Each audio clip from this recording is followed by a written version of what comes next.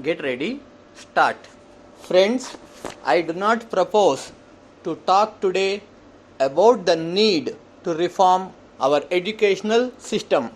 Many educationists and leaders of public opinion have, from time to time, given expression to views which are well known. The entire process of education has to be viewed as one, and we have to be clear about the objectives that we wish to achieve. As you all know, the country is engaged at present in a process of economic development.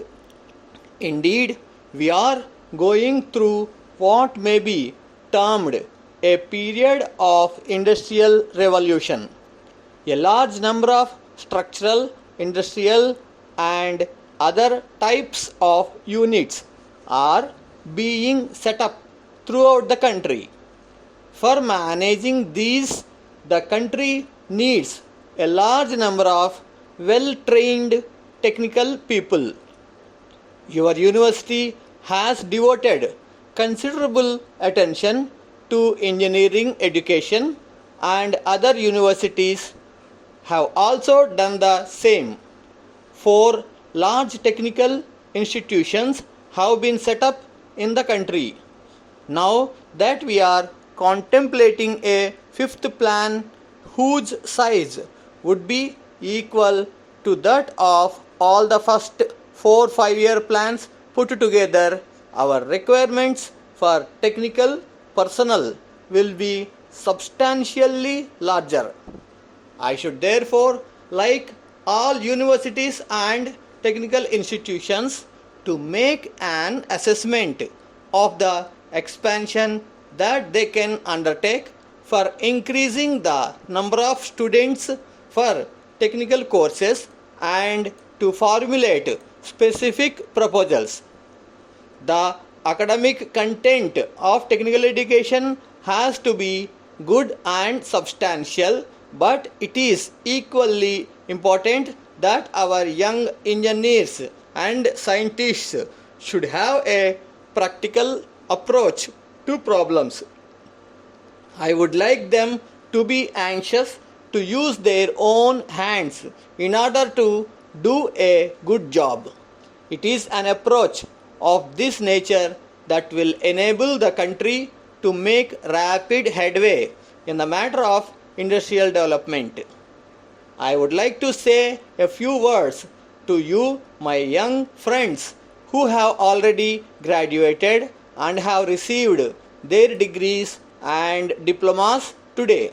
The satisfactory completion of education marks a turning point in the life of every individual. Naturally, your anxiety must be to get suitable employment, which is essential for finding the means to live. Opportunities for employment are being created increasingly as our development plans are implemented. The 5th 5-year plan, for instance, which will commence in less than a year and a half from now, envisages altogether about 25 million jobs. It cannot be said that everyone who acquired a degree or diploma will find employment immediately, but most of you would, in due course, find yourselves employed in one capacity or another. There is equality of opportunity for all, and to a large extent, your future is really in your own hands. Whatever your station in future life, each one of you should first of all think of yourselves as citizens of the country. This confers on you certain rights which are guaranteed by the Constitution, but it is also subjected to certain responsibilities which also have to be clearly understood. The responsibilities of our young citizens are great. In my view, every station in life is important in itself. Work has its own dignity and there is great satisfaction in doing one's own job to the best of the ability. Whatever the duties, we should apply ourselves with sincerity and devotion. Such an approach, apart from being good in itself, also has the added advantage of opening avenues for further progress. We have to see whether we have done our own job well before thinking of criticizing anybody else. Often we decry others without bothering to correct ourselves. Never forget that loyalty to the country comes ahead of all other loyalties. And this is an absolute loyalty since one cannot weigh it in terms of what one receives. It is essential to remember that the entire country is one. A democratic country is sustained not by the greatness of a few but by cooperative efforts of the many. The future of the country is in your hands, and as older generations complete their task, the new ones come along to take their place. At a time when you are entering a new period of your life, I would urge you to play your role with confidence and dignity.